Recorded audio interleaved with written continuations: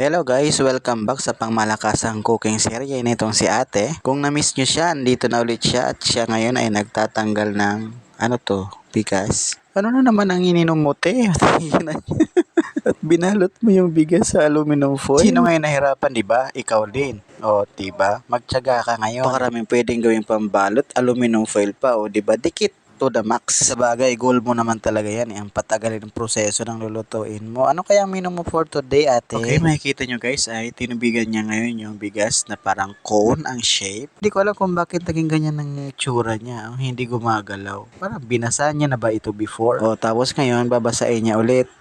Tapos, hinuhugasan. Okay. Huhugasan mo lang din naman pala. Dapat hindi mo na yan binalot sa foil, te. Nahihirapan na konting na. Pero pukpuk po pa, te. Ibabad mo lang kasi dun sa tubig. Pinag-iinit mong ulo ko eh. Ay halak ka. O siya, ikaw na nga ang magpukpuk. Ikaw naman nahihirapan eh. Itodo mo, te lakasan mo pa. Kundi ba naman talaga to si ate, opening pa lang, hirap na siya doon sa kanyang bigas. Wow, successful siya. Saka natin, ano yan? Ano yung ginagamit mo? Ano, chani? Huwag mo sabihin, OMG. Huwag mo sabihin, chachaniin mo isa-isa yung hiniliran na nga guys. Iba yung ininom ngayon ni ate, napakaangas ng tama. Sa pangalawang layer na siya mga guys. Hindi talaga ako makabumon guys sa ginagawa ni ate. Talagang todo challenge siya dun sa mga bigas. Down to 3 layer na po guys. Ito pang-4 na. Sobrang bilis niya ngayon.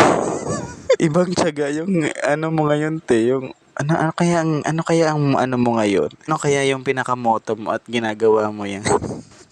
Imagine niyo guys, yung chani talaga yung ginagamit niya para maging pantay yung bigas at na-achieve naman niya. Kitang-kita nyo guys, sa tingin ko mabibilang niya to. So kung yung iba nagagawang paghiwalayin yung kape, asukal at gata, si ate naman nagagawa niyang ihilera ng ganyan yung bigas. O see, napaka-effort ni ate.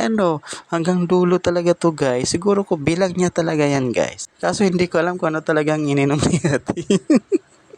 Matatapos niya na mapuno itong tray na to. Talaga namang may effort talaga si ate ngayon. Napakatyaga mo na, siguro ko inabot ka ng 10 oras dyan. Sobra pa. Ano te, hindi ka ba bata? At sinali lang niya guys doon sa kawali mo to.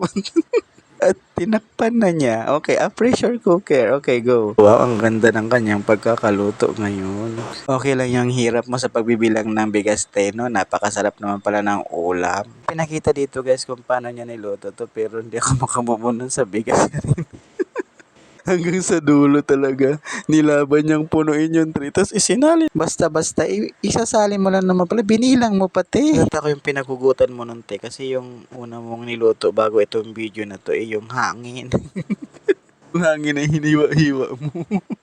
Ewan ko sa'yo, te. Napakatyaga mo ngayon. Pero ang sarap ng menu mo.